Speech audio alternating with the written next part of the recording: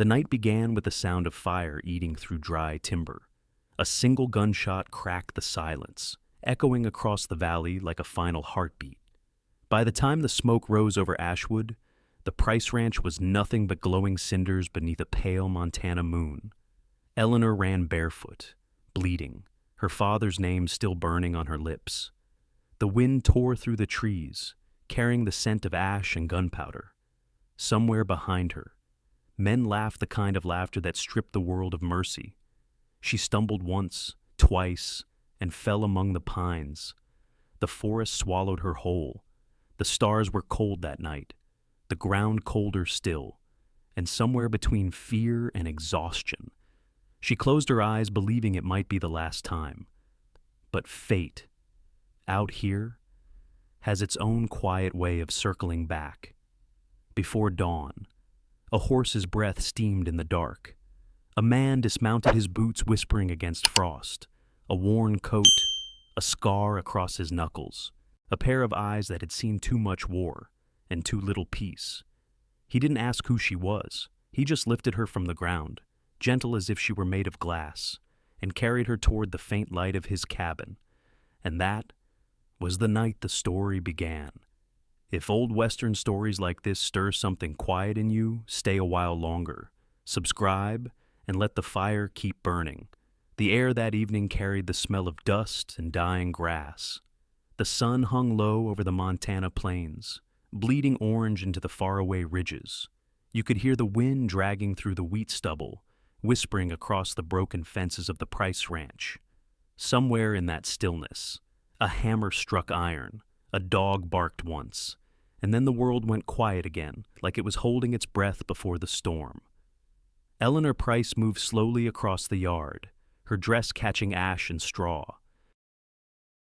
The old barn door creaked on its hinges, and she paused to steady it, the same way she had done since she was a child.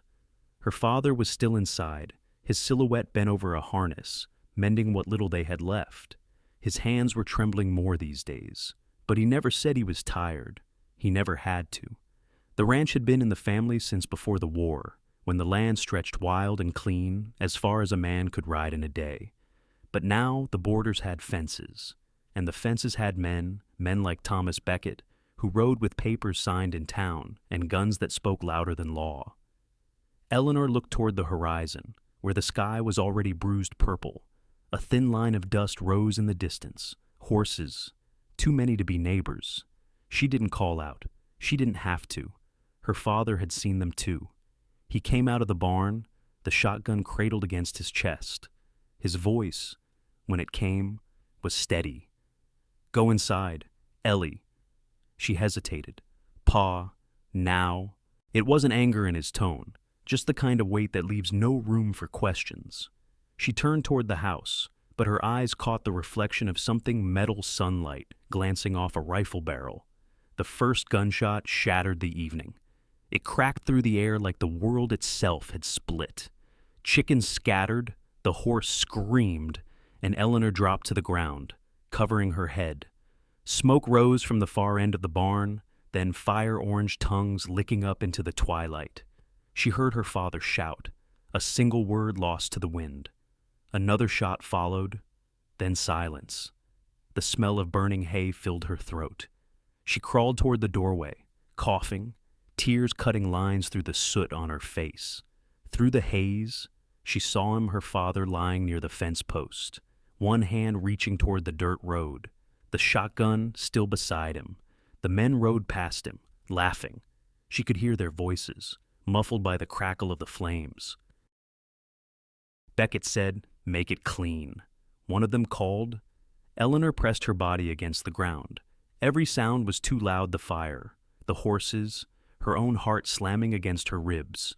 When the last hoofbeat faded, she pushed herself up, half blind, half crazed, and stumbled toward her father. He was gone before she reached him. For a long moment she just knelt there, her hands trembling over his chest. The fire behind her roared higher, devouring the barn, the corral, the only home she'd ever known. Her father's shirt smelled of smoke and leather. His eyes were still open, fixed on a sky that no longer belonged to them. Pa, Her voice was small, breaking apart with the heat. "Pa, I'm sorry." The wind shifted, throwing sparks across the yard. Something inside her broke free. She stood, grabbed the small revolver from his belt, and turned toward the woods. The heat chased her, the flames snapping at her heels as she ran. Branches clawed at her arms, tore the hem of her dress. The forest swallowed her dark, cold, endless. Her breath came ragged, each step heavier than the last. Behind her, the glow of ashwood burned against the horizon like a dying sun. She didn't know how long she ran. Maybe a mile, maybe 10. The world blurred into trees and smoke. Then a sharp pain tore through her shoulder, a bullet grazing her skin, hot and clean. She stumbled, fell against the roots of a pine, her hands sinking into the cold earth. The forest was alive with the sound of her heartbeat. She pressed her palm to the wound, feeling the blood seep through her fingers. The smell of pine needles mixed with iron. She tried to move, but her legs wouldn't answer. Somewhere in the distance, a horse neighed. She froze, listening. The sound came again, closer this time. Eleanor dragged herself beneath the low branches of a fallen tree. The bark scraped her cheek, the dirt damp against her skin. She bit down on her sleeve to keep from crying out. The air grew still, save for the hiss of wind through the needles. Minutes passed, maybe hours. The night folded over her. When she opened her eyes again, the stars had scattered like silver dust across the black. The firelight from Ashwood was gone, replaced by the cold shimmer of the moon. Her shoulder throbbed. She tried to sit, but the world tilted, spinning. Her father's voice came to her, then not in sound, but in memory. "When you're lost, Ellie, follow the pines north. They always lead you to water." She turned her face toward the dark. The smell of resin thickened the air.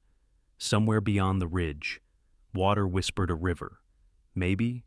She reached for it, crawling, inch by inch, her breath shallow. Every movement sent a tremor through her body, but she kept going. When her hand finally touched the cold edge of the stream, she let herself fall. The water stung like knives, then numbed her. Her hair floated around her face, her reflection breaking in the current. "Don't stop," she murmured to herself. The words barely a breath, but her strength was gone. She leaned back against the stones, her eyelids heavy. The moonlight traced her face, soft and distant, while smoke from the burning town drifted across the valley, thin ribbons of gray against the pale sky. In that moment, she felt the world go quiet again. Not the silence of peace, but the silence that comes when everything you've known has been taken. Her hand slipped from the revolver. The forest sighed around her. Somewhere, a wolf howled long and low, like mourning. Eleanor Price closed her eyes. Not to give up, but because there was nothing left to hold on to. And in that stillness, just before the night took her, the wind shifted once more, carrying with it the faint, rhythmic sound of hoofbeats, slow, steady, coming closer, the first echo of another life, riding through the ashes of Ashwood. The smoke hung low over the valley that evening, drifting through the pines like ghosts that had forgotten where to rest. Jonas Reed sat by the edge of the creek, running a whetstone across the blade of his old knife. The steel whispered against stone, slow and steady. It was the kind of sound that kept a man company when words had long since lost their use. He looked up when the wind shifted. A faint shimmer of orange glowed far out beyond the ridge, too steady to be sunset. He watched it for a while, the way a man watches something he doesn't want to understand. Then the smell reached him, smoke and scorched hay, the scent of ruin. He rose, slid the knife into his boot, and whistled once. His horse answered with a soft grunt, the sound muffled by the fog. Jonas swung into the saddle, the leather creaking under his weight. He rode without hurry, but not without purpose. Each step of the horse echoed through the still woods, soft thuds against damp earth. The closer he got, the thicker the smoke became, until it felt like riding through a dream that refused to wake.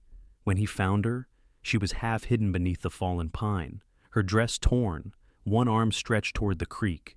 For a moment, he thought she was gone. Then her fingers twitched, just once. He dismounted, boots sinking into the wet soil. Her face was pale beneath the soot, lips cracked, eyes closed. He touched her wrist weak. But there, a pulse, thin as a thread. Easy now. His voice was rough from disuse, rasping like gravel. He slid his arms beneath her and lifted. She was lighter than he expected, but the warmth against his chest was fading fast. He laid her across his saddle, wrapped his coat around her shoulders, and turned the horse toward the trail that climbed into the mountains. The night was heavy. The moon ducked in and out of the clouds, silver 1 minute, gone the next. The forest whispered all around them, owls calling, branches brushing like quiet applause.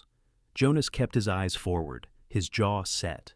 He'd carried men like this before, wounded, broken, breathing just enough to make you hope. But this was different.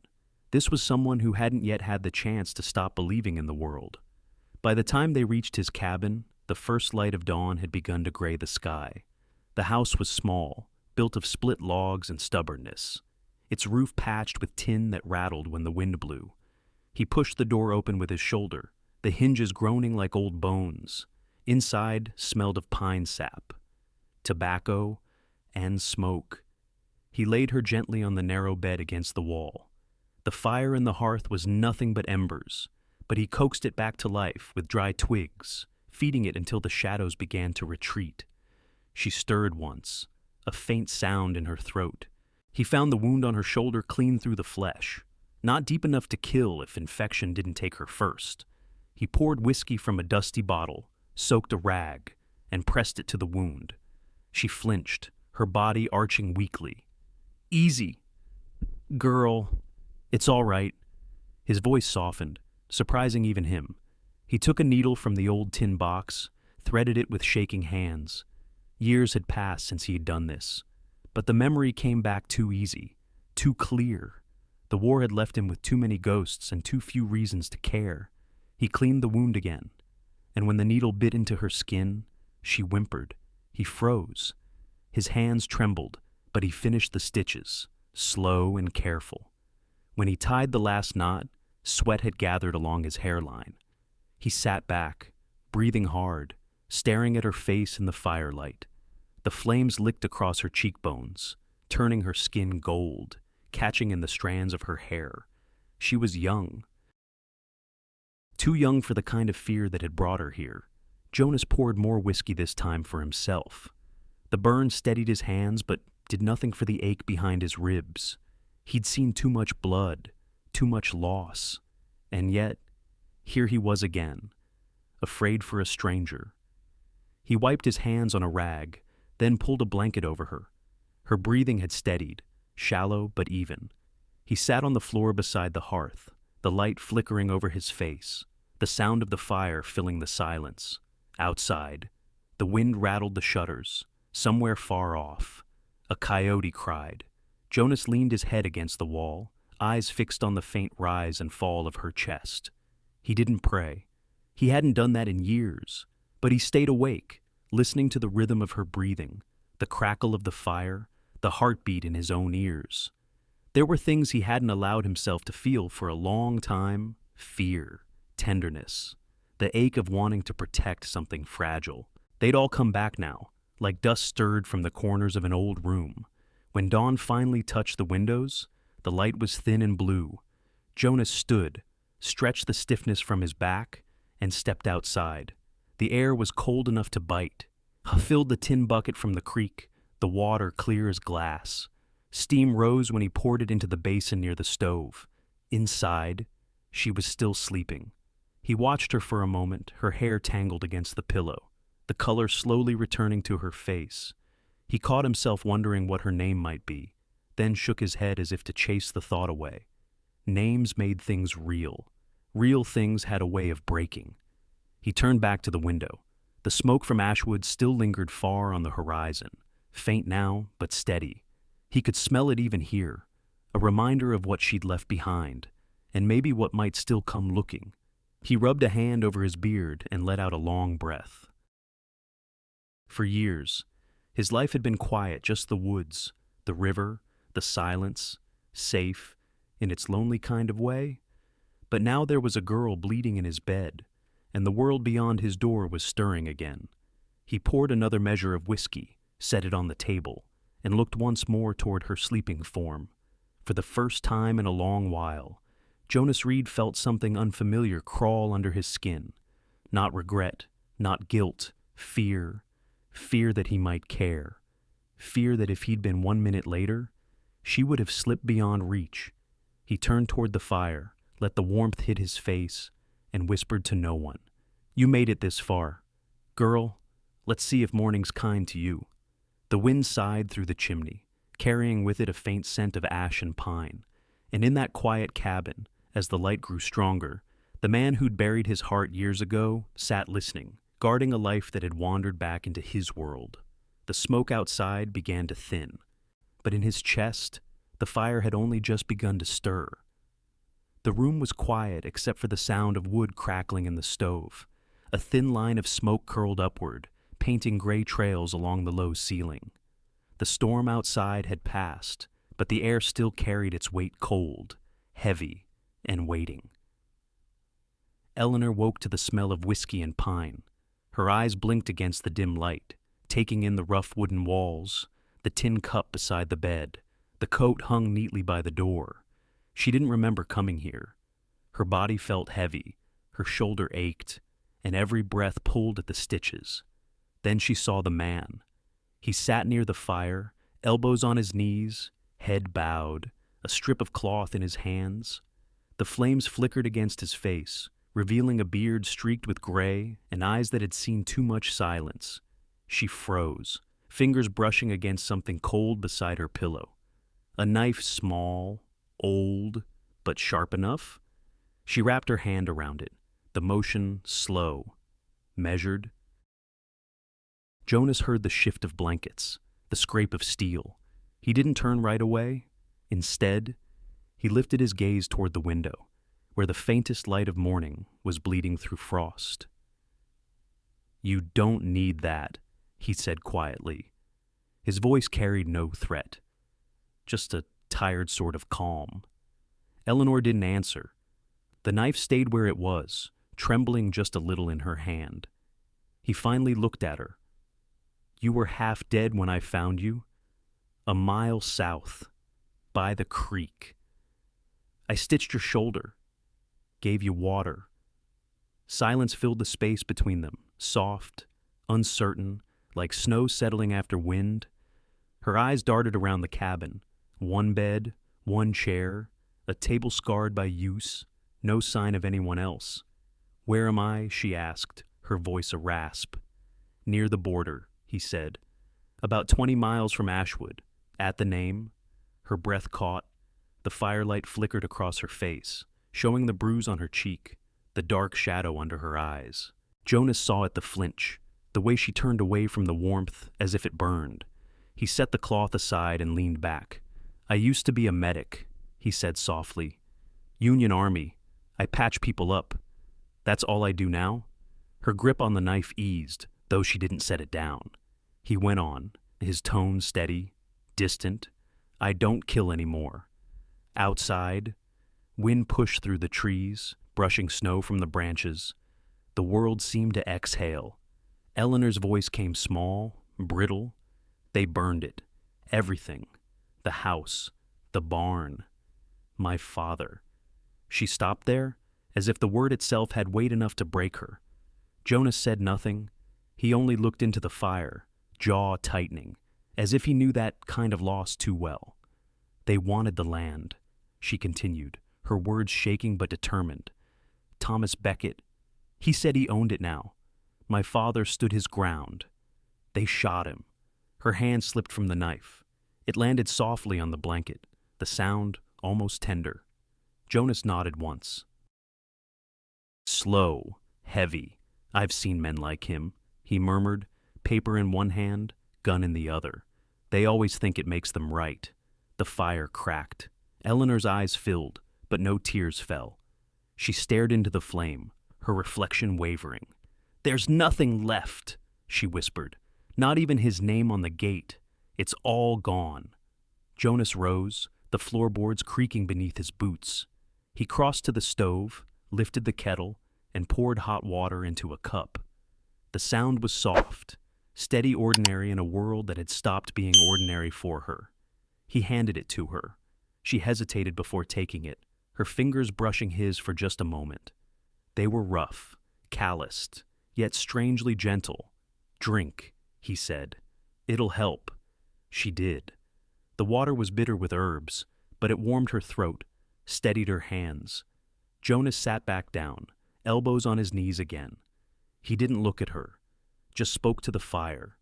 "You can rest here. No one comes this far up the ridge. Too quiet for their kind." Why, she asked after a while. He looked over, one eyebrow raised. Why, what? Why help me? He took a long breath, let it out slow. "Guess it's just what's left of who I was. Before the war took the rest." Neither spoke after that. The silence wasn't awkward, just full, the kind of quiet that lives between people who both know something about loss. Snow began to fall outside. The flakes hit the window pane like soft knocks, melting into tiny rivers. Eleanor watched them for a long time. Her body relaxed bit by bit, the warmth finally seeping into her bones. Jonas leaned back in the chair, eyes half closed. The fire painted both their faces in shades of gold and shadow. "After a while," she whispered. "Do you think they'll come looking?" His answer came slow, measured. "Maybe, but they won't find you tonight." Something in the way he said it low, certain, made her believe it. For the first time since the fire, her chest loosened enough to breathe without pain. Outside, the snow thickened, blurring the tracks that led to his door. Jonas stood and tossed another log into the stove. The sparks rose, bright against the dark, and for a second he watched them with something like wonder. "You should sleep," he said. "The worst of it's over." She nodded, eyelids heavy. "What's your name, Jonas?" he said. "Eleanor." He gave a small nod. "Rest." "Eleanor." She lay back, the blanket pulling up to her chin. The warmth pressed against her like a memory she wasn't sure she deserved. Jonas stayed by the fire, his shadow long against the wall. His eyes drifted to the window, where snow kept falling, soft and endless. He thought about the war, about faces he couldn't save, about how this stranger's heartbeat under his hands had scared him more than gunfire ever had. He took a deep breath, let it out slow. "Safe," he murmured, almost to himself, "at least for tonight." The words hung in the air like a promise neither of them was ready to believe, but both needed to hear. Outside, the first blanket of winter settled over the land, covering the blood, the tracks, and the pain of what came before.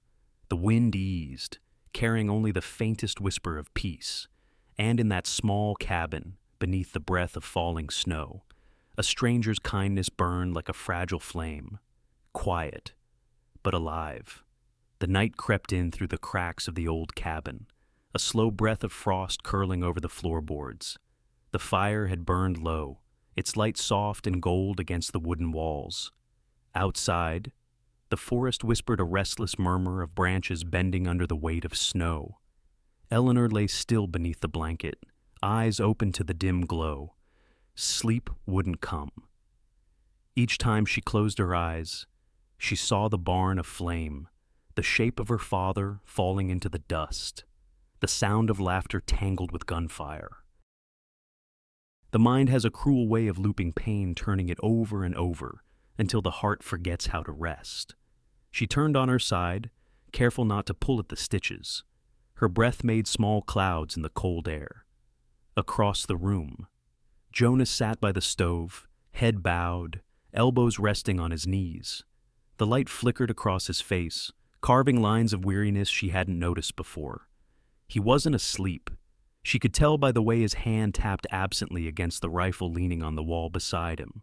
A log in the stove popped, sending sparks into the air.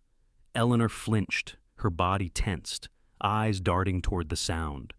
Jonas looked up, saw her wide-eyed and trembling beneath the blanket. "It's just the fire," he said quietly. She nodded, though her breathing didn't slow.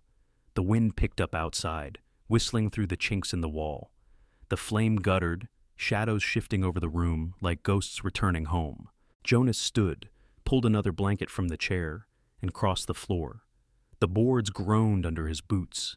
He didn't look at her directly, just draped the heavy wool across her shoulders. The warmth settled around her, smelling faintly of smoke and cedar. "You should try to sleep," he murmured. "It'll be morning soon enough." Her fingers clutched the edge of the blanket. "I can't," she whispered. "Every time I close my eyes, I hear them." Jonas didn't answer right away. He looked toward the window, where snow pressed against the glass, soft and white. His voice, when it came, was low. "Then don't. Just breathe." He sat down again, this time against the far wall, legs stretched out, hands resting loosely in his lap. The distance between them was wide enough for comfort, close enough for her to feel he was still there. Minutes passed. The only sound was the soft ticking of the cooling stove and the rhythm of two people not quite sleeping. Eleanor shifted, drawing the blanket tighter. "You live here alone?" Jonas nodded, long enough to forget what company sounds like. She managed a faint smile, though it faded almost instantly. "I used to think silence meant peace," she said, "but tonight it feels like it's waiting to swallow me." He glanced at her then, eyes shadowed but kind. "It's only quiet until you get used to it. After that, it's something else." "What?" He hesitated. "A kind of truth. The world stops lying to you when there's no one left to talk over it." She looked away, not sure if that made her feel better or worse. The fire crackled again, its light softening. Eleanor's eyes fluttered with exhaustion, but her body resisted the pull of rest. Every muscle stayed ready, as if the moment she relaxed, the world might take her again.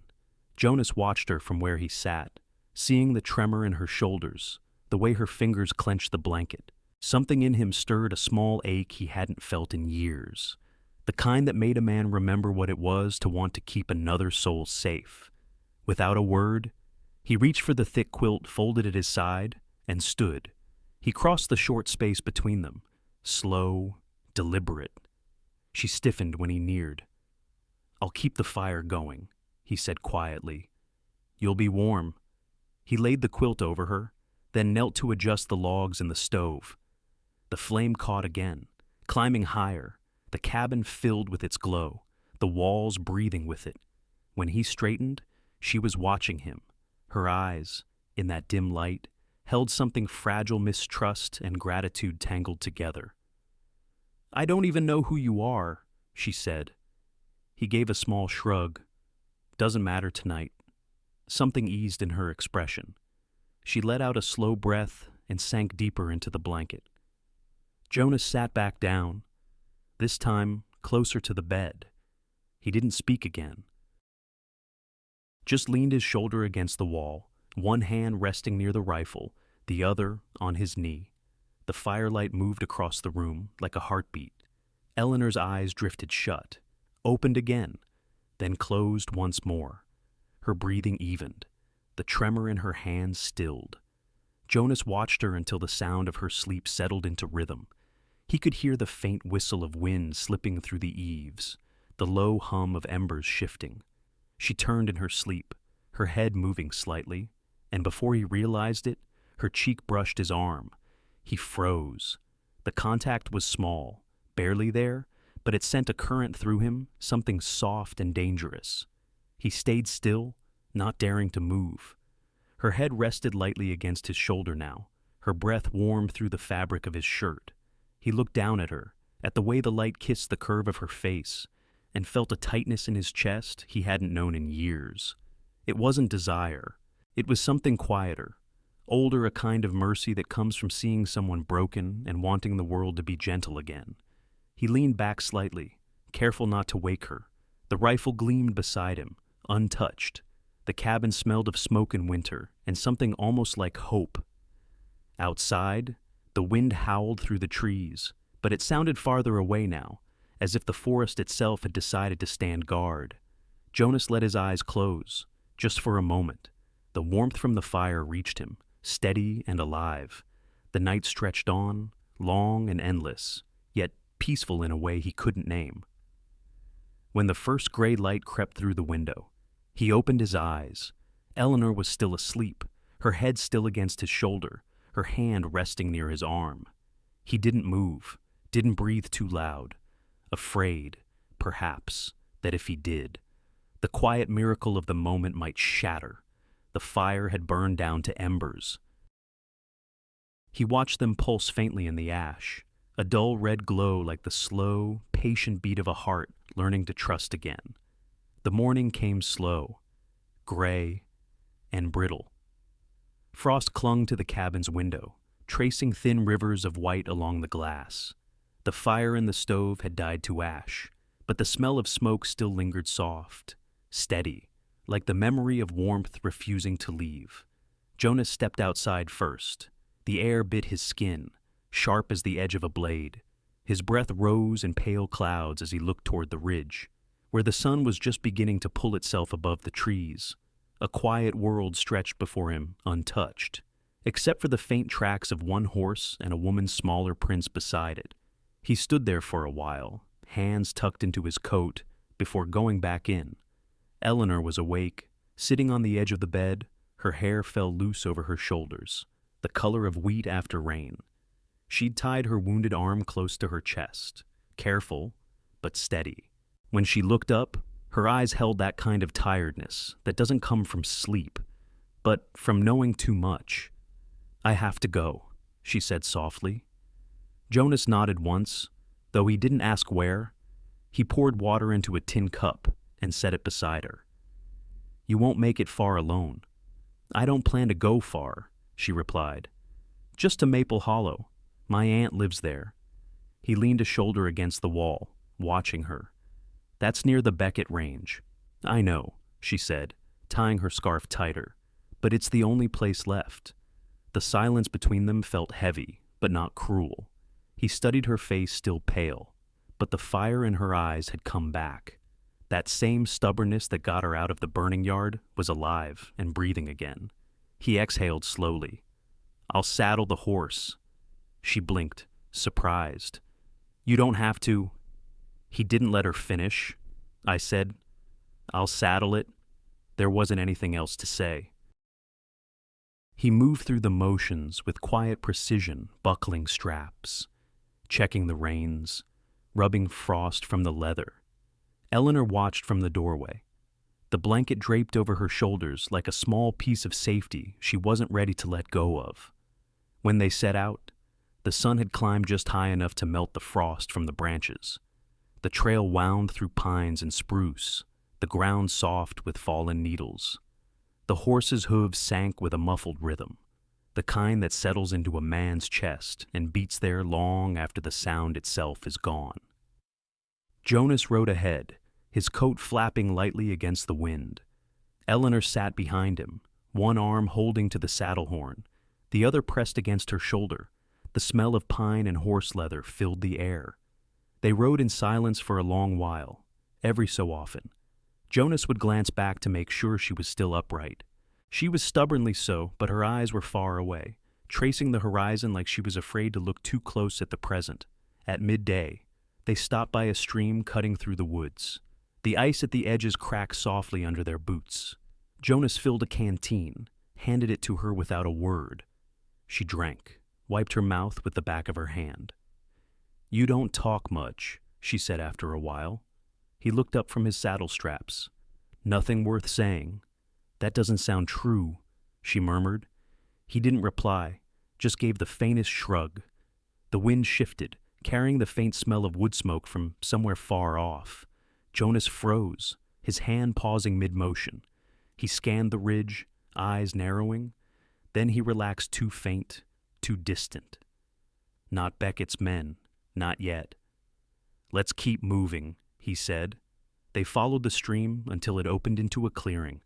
The sky spread wide above them, washed in pale blue and drifting clouds. The snow had melted here, giving way to yellow grass that shimmered like gold in the weak sunlight. Eleanor slowed the horse. Taking it in? "It's beautiful," she whispered. Jonas nodded. It was better before the railroad came through. You could ride a whole day and never see another soul. She smiled faintly. "That sounds lonely."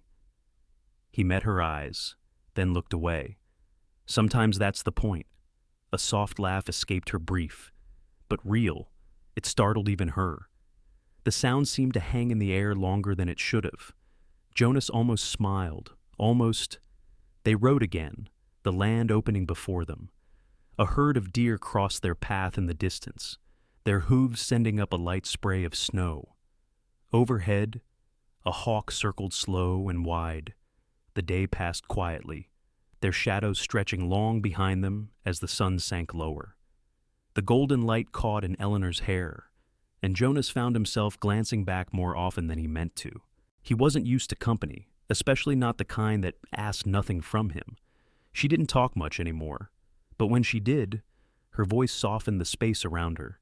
It reminded him of something long gone, something that used to make the silence feel less like punishment and more like rest. As the light faded, they reached a ridge overlooking the valley. Below, the world rolled out in layers of gray and amber, the faint outline of Maple Hollow sitting small in the distance. Smoke curled from its chimneys like thin ribbons of peace. Eleanor leaned forward, her hand tightening on the saddle horn. "Almost there," she breathed. Jonas nodded, his jaw tightening. "We'll camp by the river, go in at first light." She didn't argue. The weight of the day had settled deep in her bones. When the fire was built, they sat across from each other, the flames painting their faces in shifting light. Eleanor wrapped her blanket tight, watching the sparks drift up into the dusk. Jonas poked at the embers with a stick. "You sure she'll take you in?" "She's my father's sister," Eleanor said softly. "She took me once when I was small, said her door would always be open." Jonas nodded. "People change, not all of them," she said. And for a second, her gaze met his. Something quiet passed between them, something that didn't need words. The fire crackled, throwing warmth into the cold. Jonas leaned back against his saddle, staring into the flames. His silence, she realized, wasn't the emptiness she'd thought it was. It had shape, weight, like the earth after rain heavy, but alive underneath. She looked at him, at the way the light caught the scar running along his jaw. There was gentleness there, buried deep beneath the armor of quiet. "Thank you," she said simply. He didn't look up. "Get some rest. We've got miles yet." Eleanor lay down, her head near the fire's glow. The wind rustled through the grass, soft as a lullaby. She watched the flames dance, and for the first time since the fire at Ashwood, her mind didn't go back there. It stayed here, beside this man who spoke little but somehow said enough. Jonas sat awake long after she slept, the firelight flickering across his face. He listened to the river nearby, to the whisper of her breathing, to the night that held more than darkness now. The stars stretched endless above them, and in that wild, empty land, two riders rested halfway between what was lost and what might still be found. The morning broke pale and cold, the kind of cold that stung through leather and bone. Snow had fallen in the night, thin at first, then thick enough to soften the world's edges. The air was sharp, every breath rising like smoke. Jonas saddled the horse in silence. Eleanor stood nearby, the blanket from camp still around her shoulders. Her breath came out in faint clouds, her face half hidden beneath her scarf. The world around them was white and still, except for the quiet rhythm of the saddle straps pulling tight. They rode without words, the sound of hooves muffled by snow. The forest spread wide and empty, branches heavy under the weight of frost. Sunlight broke through the clouds in slanted beams, turning the snow into a sheet of dull silver. Eleanor had grown steadier on the horse, though her shoulder still ached. Jonas could tell by the way she held herself rigid. Like a person used to hiding pain. He said nothing. He just kept the pace slow, letting the silence stretch. Around midday, they spotted a thin line of smoke rising from a small cabin tucked between the trees. Jonas slowed the horse, eyes narrowing. "Stay behind me," he said quietly. The place looked old, the kind of home built by hands that never stopped working. An anvil sat out front, half buried in snow, a hammer frozen to its side. A horse whinnied softly from the shed nearby. Jonas dismounted, tied the reins, and walked to the door. He knocked once. It opened to the sound of a deep, rasping cough. The man who stood there was thin, shoulders stooped beneath a heavy coat. His beard was white, his eyes sharp as broken glass, but kind at the edges. "Well, I'll be," the old man said, his voice cracking with age. "Didn't expect visitors before thaw." "Just passing through," Jonas said. "Need a place to warm up." The man nodded. "You found one. Name's Horace Boone." He stepped aside, motioning them in. The cabin was small, cluttered with iron tools and the smell of coal and oil. A fire burned low in the hearth. Eleanor followed Jonas inside, glancing around. There was something homely about the place, something that made her chest tighten, a reminder of what home had once felt like. Horace busied himself with a kettle, his movements slow but steady. "Ain't seen many riders since the snow came. Most folks stay close to town." "We're headed to Maple Hollow," Jonas said. Horace poured water into tin cups and set them down. "You might want to be careful. Then, word is, trouble's been brewing down that way." Jonas looked up. What kind of trouble? The old man gave a low chuckle that didn't reach his eyes. The kind that rides with a bounty. Folks talk about a girl young, dark hair, hurt in the shoulder. Beckett's men been offering $50 for her, dead or alive. The air seemed to go still. Eleanor froze, her hand tightening on the cup. The faint sound of the fire filled the silence. Horace glanced between them, eyes narrowing slightly. "You two by chance ain't the kind they're looking for. Are you?" Jonas met his gaze. "We're just travelers." Horace held that look for a long moment, then nodded slowly. "Reckoned as much." He turned toward a small shelf and pulled down a wrapped loaf of bread and a jar of ointment. "Here," he said, setting them on the table. "You'll need these more than I will." Eleanor hesitated. "We can't take it," Horace said, his voice softening. "Winter's long, and the road ahead's longer. Don't argue with an old man who's already made peace with the cold." Jonas nodded once in thanks. He tucked the things into his saddlebag, movements deliberate. Before they left, Horace followed them to the door. Snowflakes drifted down in slow spirals. The old man squinted toward the tree line. "You watch the ridge," he said quietly. "Saw fresh prints this morning, 4, maybe 5 horses. Headed north, not yours." Jonas's jaw tightened. "How far?" "Not far enough." He gave a small nod. "Thank you." Horace lifted a hand in farewell. "May the snow cover your tracks before theirs find you." Jonas swung into the saddle. Eleanor followed, her heart beating fast as the old man's cabin disappeared behind them. For a while, neither spoke. The sky had turned gray again, heavy with more snow. The air smelled like iron and pine. Jonas's shoulders were tense, his eyes scanning the trail ahead and behind. Eleanor finally said, "He was kind."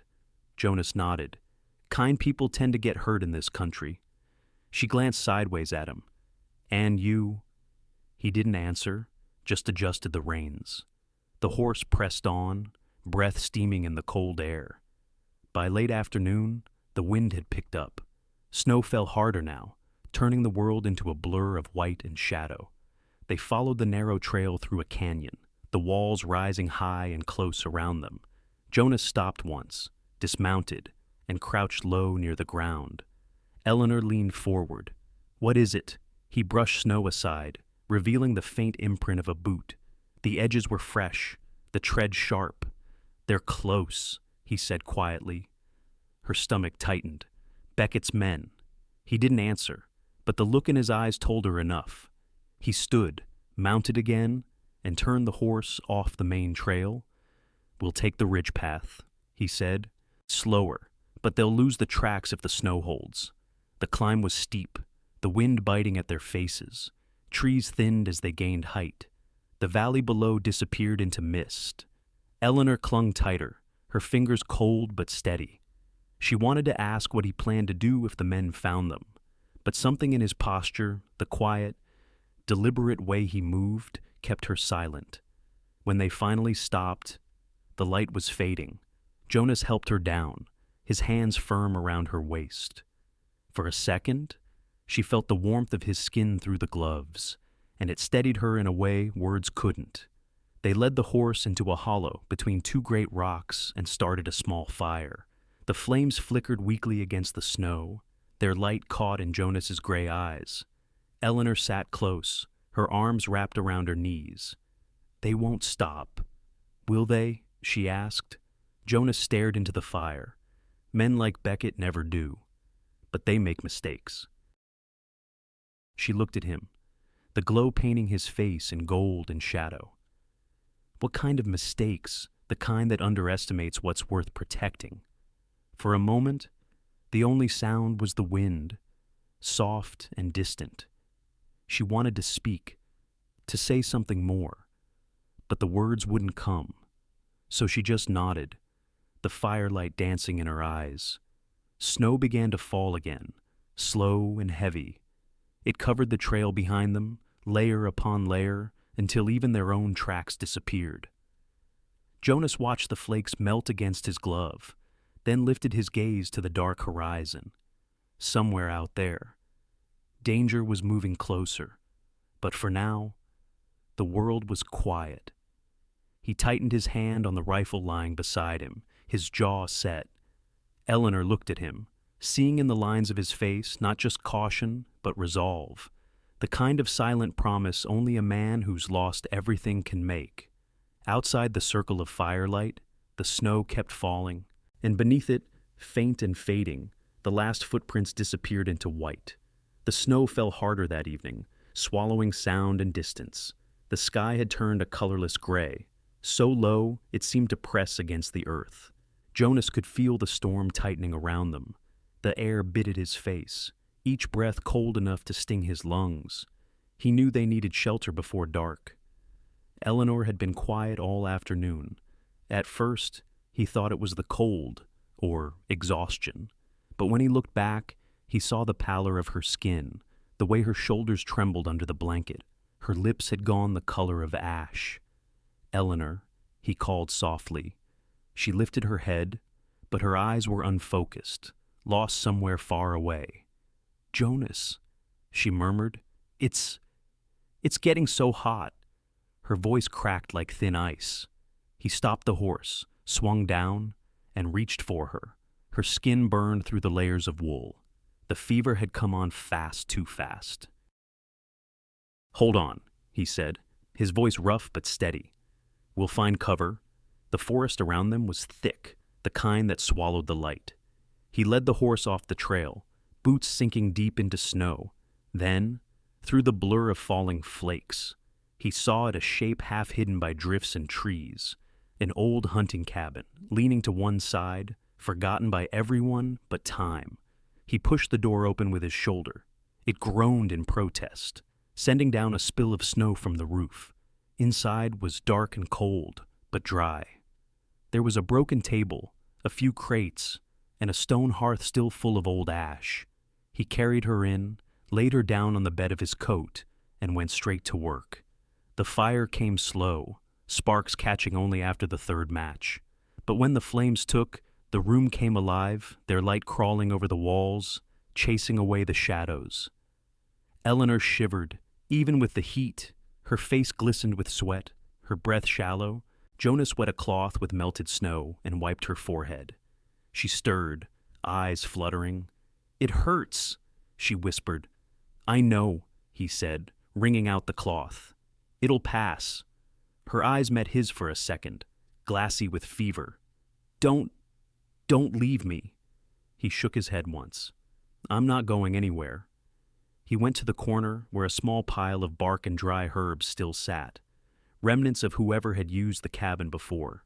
He tore strips of willow, crushed them into a tin cup, and poured hot water over the pieces. The smell was bitter, sharp. Medicine from the land, same as what he'd used during the war when supplies ran dry. When the tea cooled enough, he lifted her head and helped her drink. She coughed once, grimaced, then swallowed. "That's it," he murmured. "Good girl." For a while, the only sound was the fire and the wind clawing at the walls. Jonas sat near the hearth, eyes fixed on her. The fever painted her cheeks red, and the way her breath hitched tore at something deep inside him. He remembered other nights like this, nights filled with wounded men, the smell of blood and smoke, the dying calling for names no one else remembered. He rubbed his hands together, staring into the flames. "Not again," he whispered to himself. "Not this one." Eleanor began to mumble in her sleep. Her voice was soft, broken. "Pa, no, please." Jonas leaned forward. "It's all right," he said, his voice low. "You're safe now." But her hand reached out, trembling, searching for something unseen. He caught it without thinking, his calloused fingers closing gently around hers. Her grip tightened, desperate, as though he were the only thing keeping her from falling away. He let her hold on. Time lost meaning. The snow outside kept falling, relentless. The fire burned low, then bright again as he fed it, keeping the warmth alive. He sat beside her all night, her hand still in his, the pulse faint, but there. Each breath she took felt like a fragile victory. At one point, she opened her eyes halfway, fever bright, and looked at him without really seeing. "Jonas," she murmured. "I thought I'd be alone." He swallowed hard, the words sticking in his throat. "You're not." Something in his voice made her still, her lips parting as though she wanted to say more, but the fever pulled her under again. He stayed where he was, fingers never letting go. The hours bled together, the storm eased near dawn, the wind softening its howl. Pale light slipped through the gaps in the walls, turning the snow outside into silver dust. Jonas finally leaned back against the wall, exhaustion dragging at his limbs. His hand still held hers, their fingers interlaced like two broken things trying to fit. He didn't sleep. He couldn't. Each time her breathing hitched, his eyes opened. He watched the rise and fall of her chest, steady but fragile. When morning came, the fever broke. Eleanor stirred first. Her body was weak, her throat dry, but the heat that had devoured her was gone. She blinked, squinting against the thin sunlight that spilled through the doorway. The fire had burned to embers.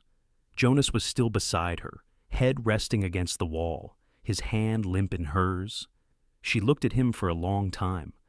The lines on his face seemed deeper now, but there was something softer there, peace, or maybe something close. He stirred at her movement, his eyes opening. "You're awake." She managed a faint smile. "You didn't sleep. Didn't plan to." Her eyes dropped to their joined hands. She hesitated, then said quietly, "You stayed." He gave a slow nod. "Told you I would." The wind outside had calmed. A few flakes still drifted past the open window, lazy and harmless. Eleanor took a deep breath, the air cool but clean. For the first time in a long while, she didn't feel hunted or haunted. She just felt alive. Jonas stood, stretching his stiff shoulders. "You'll need food soon," he said. "When you're steady. We'll ride." She looked up at him, the corners of her mouth softening. "Jonas," she said quietly. He turned, meeting her gaze. "I'm not afraid anymore." Something flickered in his expression, just a shadow of a smile. Gone almost as soon as it came. He nodded once. "Good." She watched him step outside, his boots crunching in the snow. The light caught him just right then, tall, steady, framed by the pale glow of morning. Inside, the air still held the warmth of the fire, and the faint echo of his promise lingered in her chest. Eleanor lay back, eyes tracing the drifting smoke above her. The world outside was white and endless, but inside that forgotten cabin, something had changed. The fear had gone quiet, and in its place, something gentler had begun to breathe. The wind carried dust that day instead of snow. The sky was wide and pale, and the light had that strange golden tint that comes before something breaks. Jonas knew it the way old soldiers do, by the way the silence thickened, and the way the birds went quiet all at once. They had been riding since morning, following the narrow trail that cut through the ridges of Snake Gulch. The canyon was dry, its walls rising high and close, streaked red like the inside of a wound.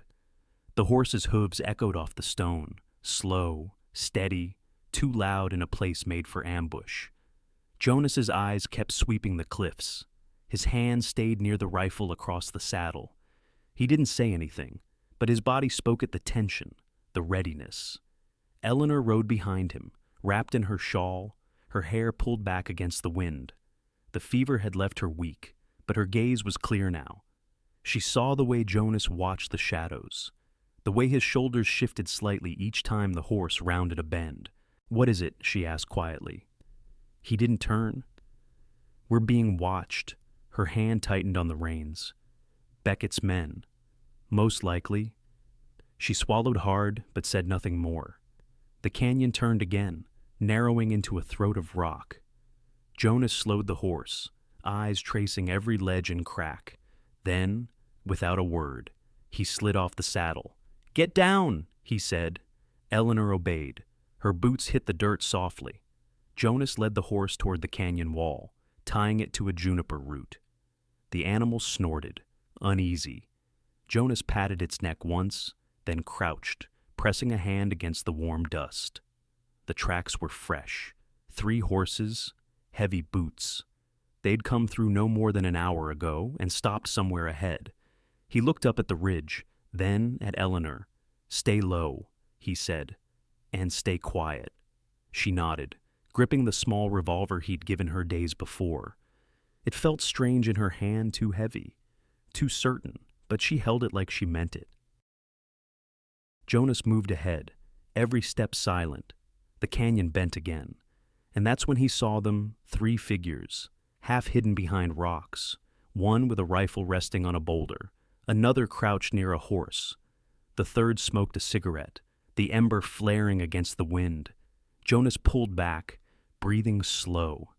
3 of them, he whispered, 2 high, 1 near the bend. Eleanor's pulse raced. "What do we do?" He looked at her, gray eyes calm as the edge of a storm.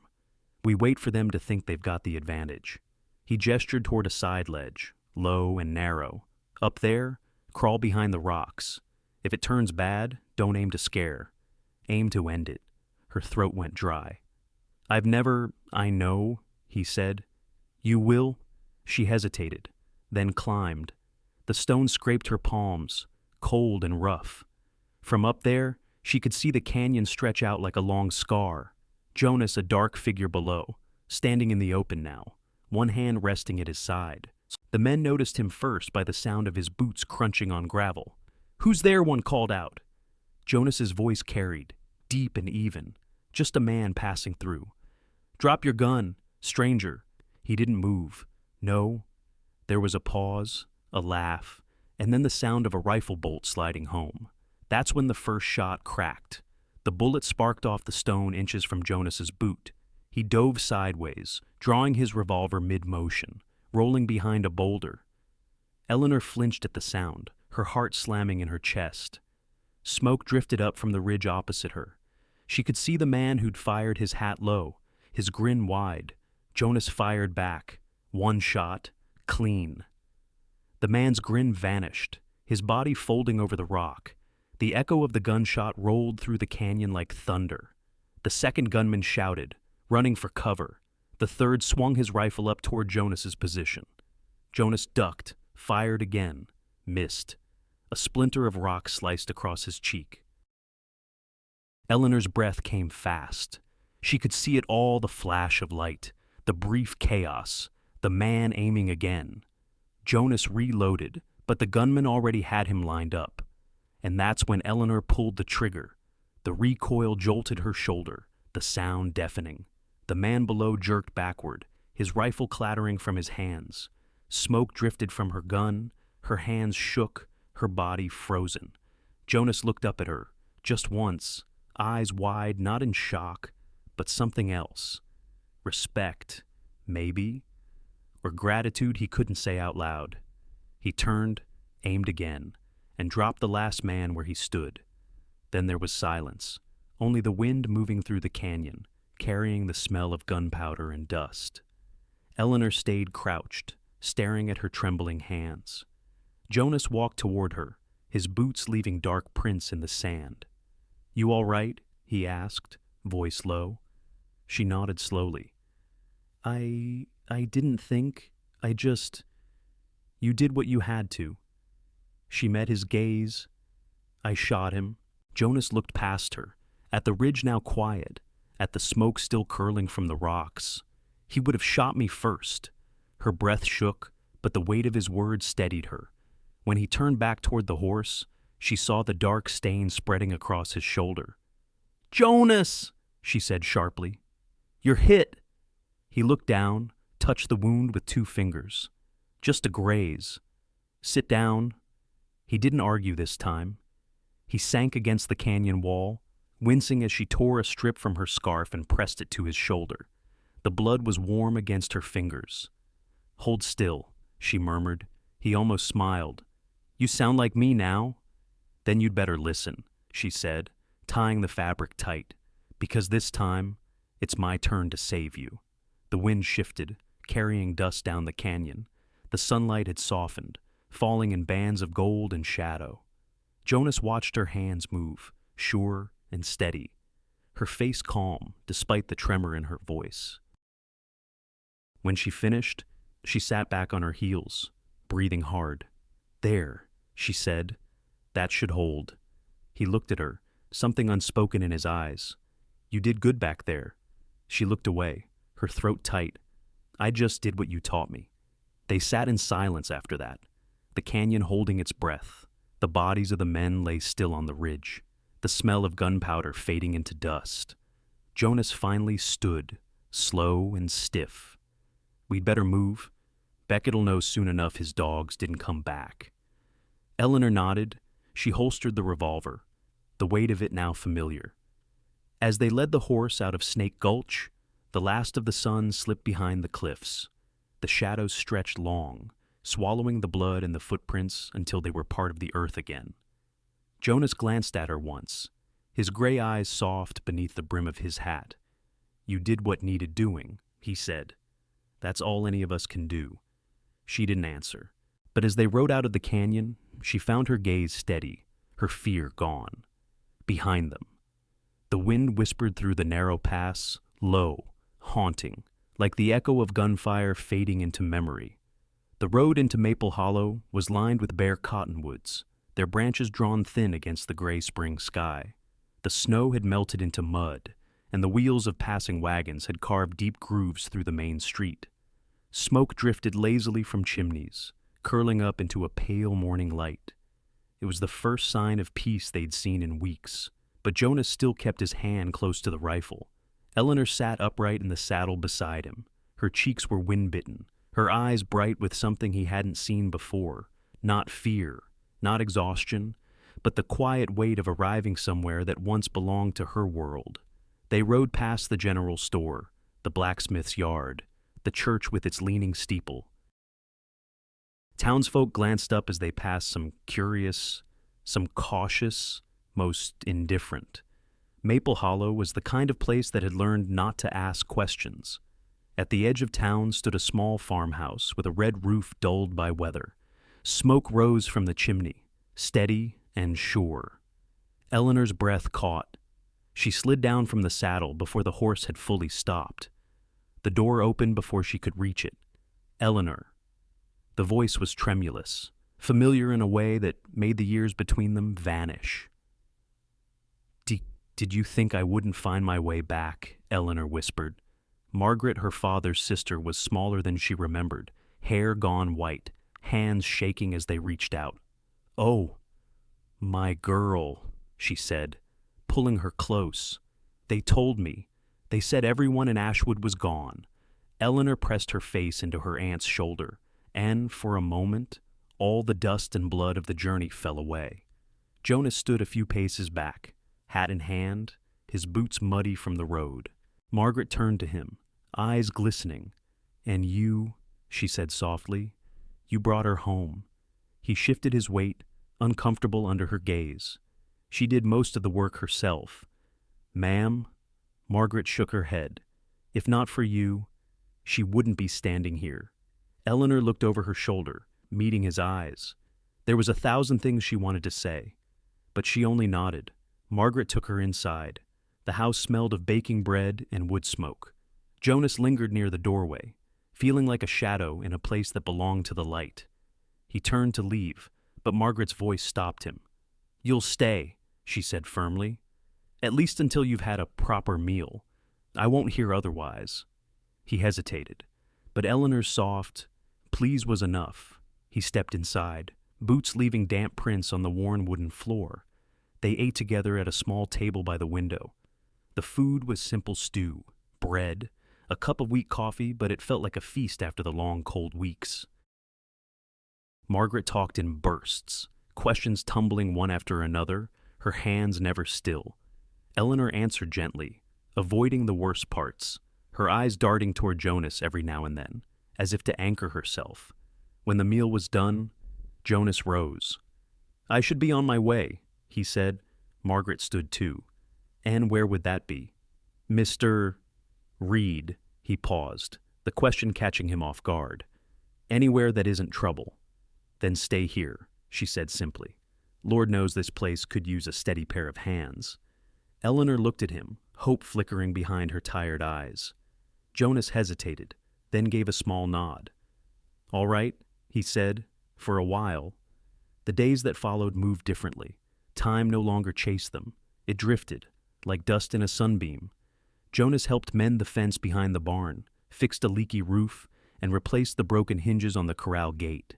His hands, made for war once, found purpose in the quiet rhythm of building things again. Eleanor watched from the porch sometimes, a shawl around her shoulders, the wind teasing strands of hair loose around her face. She still woke some nights, breath-catching, the firelight pulling memories of smoke and gunfire from her dreams. But when she heard the steady sound of Jonas moving in the barn, or the soft jingle of his spurs in the yard, she'd close her eyes again, knowing she wasn't alone. One afternoon, as the sun began to set, she walked out to where he was digging fence posts. The air smelled of fresh soil and the faint sweetness of apple blossoms just starting to bloom. "You work too much," she said. Jonas leaned on the shovel, sweat glistening on his brow. Work keeps a man from thinking too hard. About what she asked. He wiped his hands on a rag, eyes fixed on the horizon. About all the things he can't undo. She was quiet for a long moment. Then maybe it's time to start doing things that don't need undoing. That made him smile, just a small, fleeting thing, but she saw it. Later that night, after supper, Margaret sat knitting by the fire, humming some old tune. Jonas cleaned his rifle at the table, the sound of metal and cloth quiet and steady. Eleanor brought him a cup of coffee, setting it down without a word. Their fingers brushed for an instant.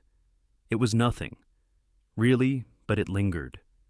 Outside, rain began to fall, tapping gently on the roof. The sound filled the room, soft and even. Jonas glanced toward the window, then back to her. "Looks like the season's turning," he said. Eleanor smiled faintly. "So are we." They sat like that a while. No words. No need for them. Just the firelight, the rain, and the slow, certain comfort of belonging. In the days that followed, Maple Hollow began to feel less like a stop on a road and more like a place to return to. Jonas built a small paddock near the barn, repaired the old wagon, planted rows of corn with Margaret's help. His presence filled the spaces between chores and silence alike. Eleanor's strength returned. She took to tending the garden, helping with laundry, even visiting the market in town. People began to recognize her again, the girl who'd come back from the ashes. And every morning, when she stepped onto the porch, she'd see him there, Jonas, leading the horse out of the stall, his coat catching the light of dawn. He'd tip his hat, she'd smile. It became a language of its own. One evening, as the sun dipped behind the hills, Margaret watched them from the window, the way Eleanor stood a little closer each day, the way Jonas lingered a little longer before turning away. She set her knitting aside, a small smile touching her lips. "About time," she murmured. The sky outside burned orange and gold. The fields stretched quiet and endless. Somewhere in the distance, a meadowlark began to sing, its notes drifting through the air like a prayer. Jonas looked toward the sound, then toward Eleanor. For the first time in years, he didn't feel like a man passing through. He felt like someone who had arrived. The rain had lingered all afternoon, slow and steady, soaking the earth until the air smelled of wet clay and cedar. By nightfall, it turned into a fine drizzle that tapped gently against the window panes. Inside the farmhouse, the lamps burned low, their glow warm against the dark. Eleanor sat by the table, sewing a tear in her shawl. The room was quiet except for the rhythmic click of the needle and the soft hiss of the lamp. Jonas sat across from her, cleaning his rifle, a habit he never quite broke, even in peace. The silence between them wasn't awkward. It had shape, texture, a kind of stillness that felt lived in.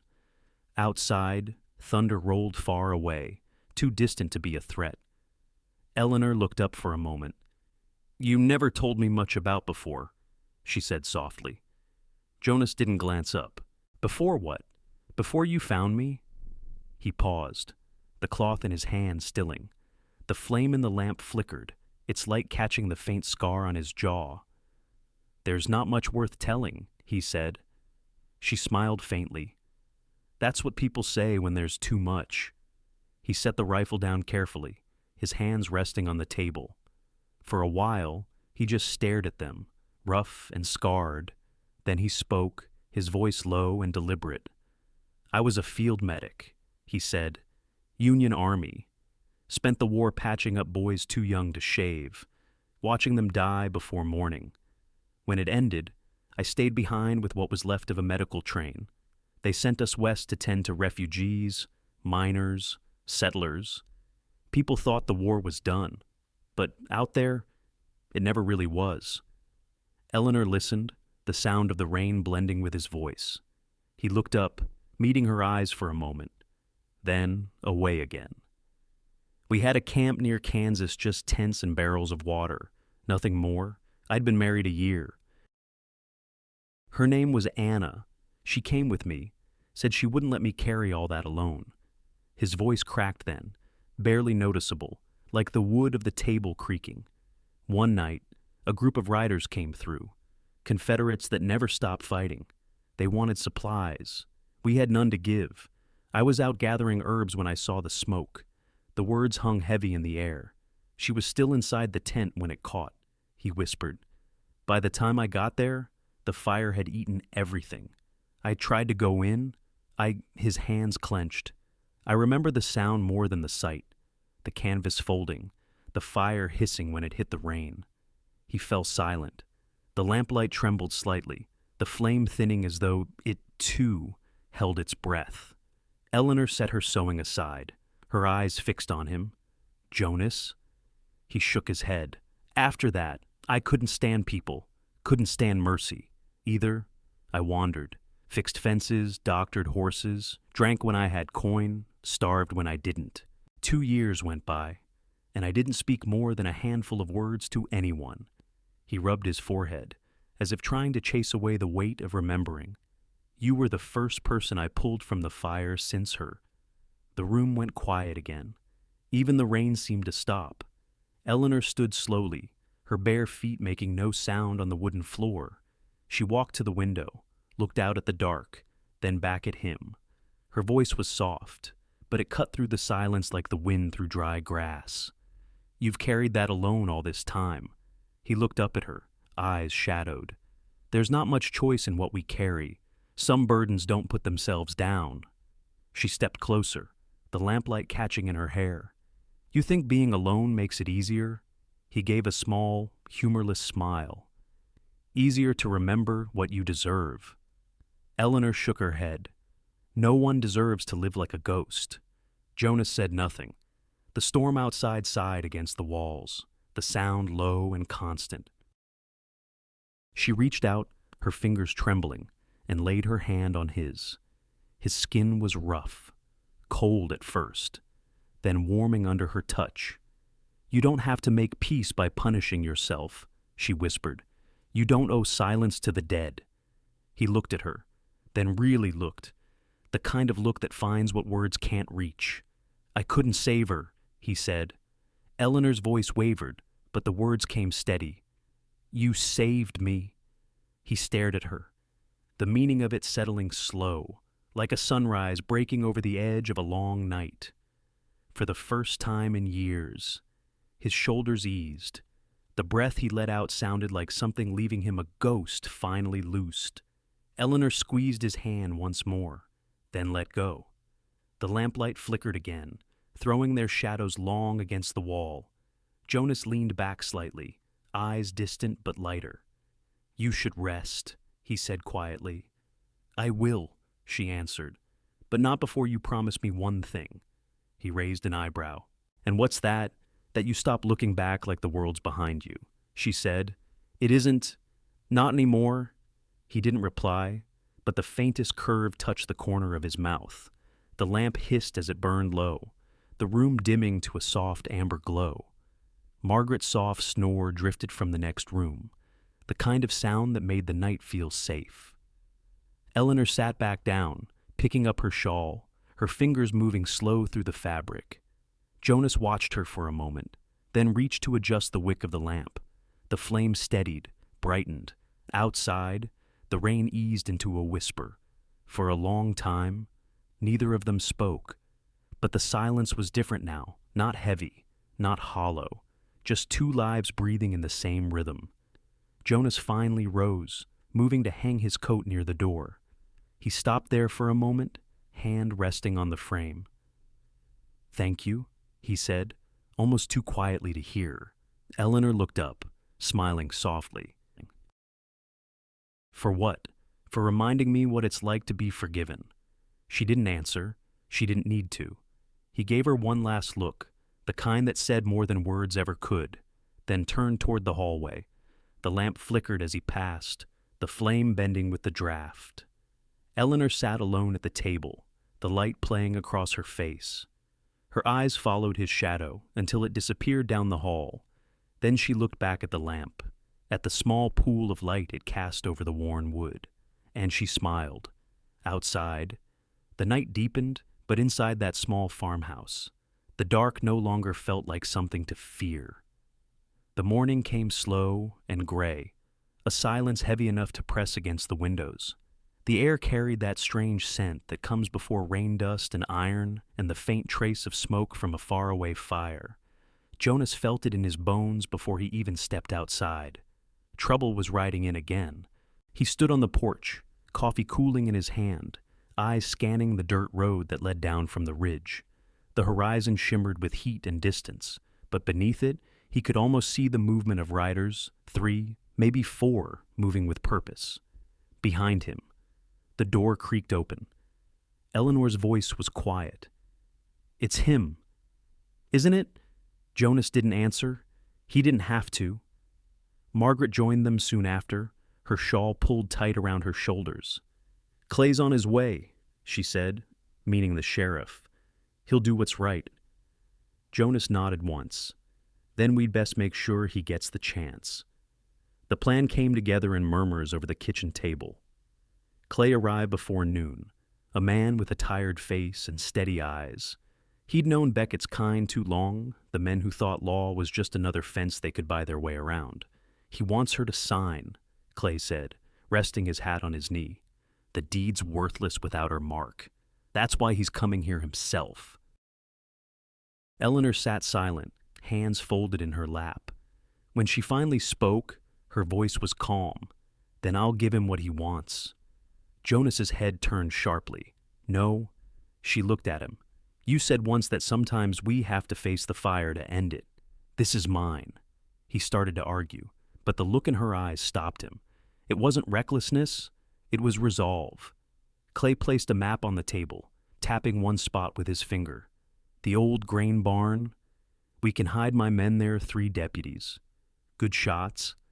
Beckett won't see them till it's too late. Eleanor nodded. Tell him I'll meet him there at sundown. Outside. Thunder rolled low and far, like the earth taking a deep breath before the storm. By the time the sun dipped behind the hills, the clouds had thickened to the color of lead. The barn stood at the edge of the property, its wood dark and swollen from years of weather. Inside, the air smelled of dust and old wheat. Jonas checked his revolver, then glanced toward Eleanor. She stood by the doorway, her face pale but steady. The dress she wore was simple, her father's silver locket resting against her throat. You don't have to do this alone, Jonas said. I'm not alone, she replied, her eyes meeting his. He wanted to tell her more, to say what he hadn't dared in all these months, but the sound of hooves cut through the thought. Beckett arrived as the first drops of rain began to fall. He dismounted slowly, his boots sinking into the mud. He looked older than Jonas remembered, still sharp, still mean, but carrying that kind of rot that starts inside and works its way out. Well, Beckett drawled, removing his hat. Didn't expect you'd come quietly, Miss Price. Eleanor stepped forward, the deed clutched in her hand. You wanted my signature. I'll give it. Behind her. Jonas shifted slightly, his hand brushing the grip of his gun. Clay's men waited in silence among the shadows, rifles ready. Beckett smiled thinly. I knew you were smarter than your old man. Shame he had to die to prove it. The words struck her like a slap, but she didn't flinch. All you have to do is take it and leave. He stepped closer. The rain thickened, pattering against the barn roof like 1,000 tiny drums. Let's see that paper. Then, Eleanor handed it out, her hand trembling just enough to seem believable. Beckett reached for it, and that's when the lightning flashed. In that split second of white light, Jonas saw the glint of the pistol tucked beneath Beckett's coat. Gun, he shouted. The barn exploded with sound. Gunfire cracked, echoing against the walls. Beckett fired first, the bullet grazing Jonas's sleeve. Clay's men answered from the rafters, their shots tearing through the dust. Eleanor dropped to the floor, covering her head as splinters rained down. Jonas fired back, his aim steady even through the chaos. One of Beckett's men fell hard. The other scrambled for cover behind a haystack. Beckett ducked behind a beam, cursing, smoke curling around him. He fired blindly, the shot tearing through the air above Eleanor's shoulder. Enough, Jonas's voice roared through the storm. But Beckett only laughed. You think the law's on your side? Read. You think any of this changes what's already mine? He rose again, pistol ready just as Clay stepped from behind a stack of crates. It's over, Beckett, the sheriff said. Drop it. For a moment, time held still. The rain outside fell heavier now, dripping through the cracks, hissing as it hit the lanterns. Beckett's eyes darted from one face to another, measuring his chances. Then, slowly, he lowered his weapon. Clay moved in, cuffing his wrists, the iron clicking into place. The deputies stepped forward, leading the others out into the storm. Eleanor stayed where she was, breathing hard, her heart pounding in her chest. Jonas crossed the floor, kneeling beside her. You all right? She nodded faintly. It's done. He looked toward the doorway, where Beckett was being dragged away, his voice swallowed by the rain. It's done. For a long moment, neither of them spoke. The barn smelled of gunpowder and wet hay, the air thick with the echoes of everything that had just ended. Then Eleanor stood. She stepped outside, lifting her face toward the rain. The world around them was soft with ash, the remnants of the lightning-struck hill drifting down like gray snow. Jonas joined her, standing close enough that their shoulders brushed. The rain mixed with ash, streaking his coat, darkening her hair. "It's strange," she said quietly, "the way the sky burns and then falls back to earth." Jonas watched the horizon where the clouds broke faintly apart. Fire doesn't last, but it leaves something behind. She turned to him. "What's that?" He met her gaze, a chance to begin again. The words hung between them, fragile but certain. Behind them. The barn door swung in the wind. Clay's lantern flickered in the distance as he led Beckett's men toward town. The sound of horses faded, leaving only the soft, steady whisper of rain. Eleanor took a deep breath, letting the scent of wet earth fill her lungs. The weight she'd carried since Ashwood began to lift, grain by grain, like soot washing away. Jonas reached up, brushing a strand of hair from her cheek. His fingers lingered a moment longer than they should have. She didn't move away. Above them, the clouds began to break, the faintest trace of starlight bleeding through. The rain eased into a mist, light as breath, falling across the fields that would soon turn green again. For the first time in a long time, the world felt clean. And for the first time since the fire, Eleanor smiled without pain. The first light of spring crept over Ashwood like a secret. It moved slow through the valley, tracing gold along the tops of the grass, sliding between the fence rails Jonas had built with his own hands. The fields that once burned black now shimmered with new life, soft green shoots pushing through the gray soil, as if the earth itself had chosen forgiveness. A year had passed since the fire. The land had learned to breathe again. So had they. From the porch of the little house on the hill, Eleanor watched the morning rise. Her shawl was pulled close, her hair unbound, drifting in the cool wind that smelled faintly of pine and rain. Inside, the kettle whispered on the stove, and somewhere behind her, a small voice giggled their daughter, Grace, chasing a wooden horse across the floor. Jonas stepped out a moment later, boots creaking on the old boards. His shoulders were broader now, though the quiet weight in his eyes had softened. He carried his guitar in one hand, the same one he'd salvaged from a trading post near Billings, its surface worn smooth from use. "Morning's early," he said, his voice low and easy. Eleanor smiled.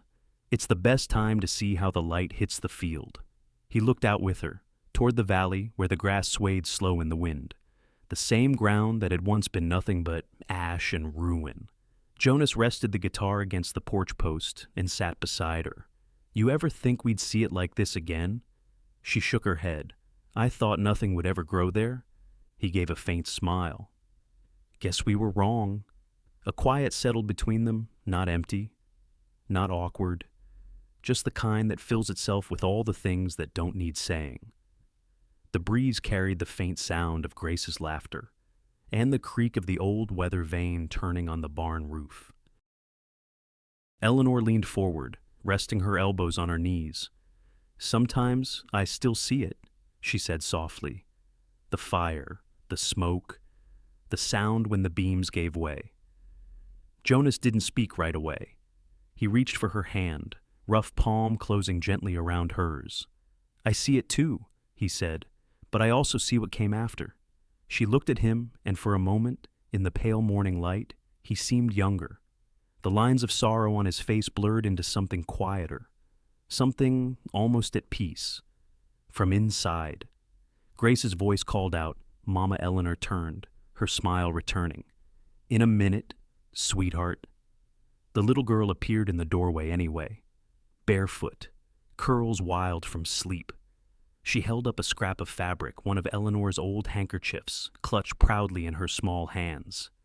"I made a flag," she said, "for the new farm." Jonas laughed softly.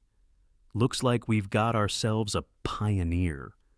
Eleanor bent down, smoothing the girl's hair. "It's perfect," she said. "Maybe you can put it by the tree, where your father planted the first seed." Grace's eyes widened. The big maple. Jonas nodded. That's the one. The child darted off, her footsteps quick and bright against the wooden floor. When she was gone, Eleanor turned back to Jonas. She doesn't remember the old place, she murmured. That's good, he said. Children shouldn't carry the things we did. Eleanor's gaze lingered on the field. Maybe that's how healing works. The land forgets. Then it grows again. Jonas leaned back in his chair, looking toward the horizon where the light was breaking wider now, soft orange spilling across the hills. It doesn't forget, he said quietly. It just learns how to hold it differently. The wind picked up, brushing through the leaves of the maple behind the house. Its trunk was thickening, roots reaching deeper each day. Eleanor had tied a small strip of cloth around it last fall, a remnant of her father's old coat, and even now it fluttered like a whisper of the past, refusing to vanish. Jonas picked up his guitar, testing the strings with a careful hand. The first notes came low, almost uncertain, then steadier, a slow, familiar tune that filled the space between them. Eleanor listened, her eyes closing for a moment. The melody was something he'd written in the winter, when the nights were long and the fire burned low. A tune that sounded like forgiveness, and home, and the kind of love that doesn't demand, only stays. When the song faded, she spoke again, her voice just above a whisper. Do you ever wonder if she'd be proud of you? Jonas's fingers paused on the strings. He didn't have to ask who she meant. Some nights, he said, but I think maybe she'd understand. Eleanor nodded. She would. The air went still for a while after that. Just the creak of the porch swing, the slow hum of life waking below the hill. Jonas set the guitar aside and stood. He walked down the steps, boots sinking slightly into the damp soil. Eleanor followed him to the edge of the porch. He turned, looking back up at her. You know, he said, when I first found you out there in the firelight, I thought I was saving you. She smiled faintly. You did. He shook his head. No, you're the one who brought me out. For a heartbeat. Neither of them moved. The wind brushed through the grass, carrying the scent of rain and earth, and something faintly sweet, the first blooms of the season. Eleanor stepped down beside him. Then maybe, she said, we saved each other. Jonas reached out, brushing his thumb along the back of her hand. A gesture so small it might have gone unnoticed, but it held the weight of everything they'd been through. Behind them, the little house glowed with morning light. Grace's laughter echoed again, higher this time, as she planted her fabric flag by the maple. The world was ordinary again, beautifully, quietly ordinary. They stood there a long while, watching the light spill across the fields that no longer smelled of smoke, only of new life. Jonas glanced at her, the corner of his mouth lifting. Looks like Ashwood's got its color back. Eleanor nodded. And so have we. He slipped an arm around her shoulders, drawing her close.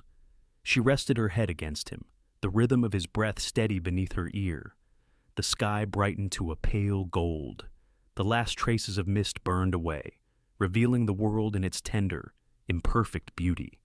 For a while, they said nothing at all, just the sound of wind in the grass, the hum of a new morning, and the quiet truth that they had found not an ending, but a home. And when Grace turned toward them, waving her tiny flag, Eleanor smiled through the light and said, half to the wind, half to her heart. It was by the ashes, where your father found me, and where he found his reason to live.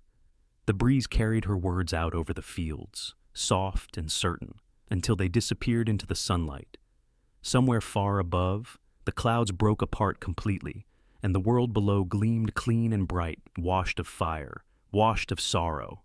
And Ashwood, that small forgotten place at the edge of the frontier, woke once more under a red dawn, the same color as the evening sky, on the day two broken souls found their way back to life. In the story of Eleanor and Jonas, time and loss carved two souls into silence, yet even in the ashes, something gentle survived, Their journey reminds us that healing does not arrive in grand gestures or sudden light. It comes slowly, like spring after a long winter, through small mercies and quiet acts of care. Life often burns away what we thought we could never lose: a home, a person, a dream. But when the smoke clears, it leaves behind the truth that what endures is not strength alone, but tenderness, the courage to reach out again, to hold another hand without asking for anything in return. That is where redemption begins.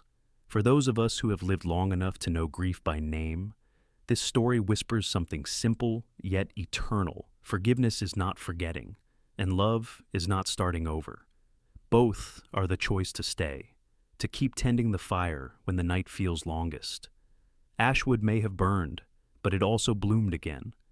And so can we in the quiet spaces of our own hearts, where memory softens and life, once more, learns how to grow. Thank you for staying with us until the very end of this story. If the tale of Ashwood touched something quiet in your heart, if it reminded you of kindness, of loss, or of the simple courage to begin again, we'd be truly grateful if you showed your support. Please like, share, and subscribe to Wild West Echoes so more souls can find their way back to these forgotten stories of the old frontier.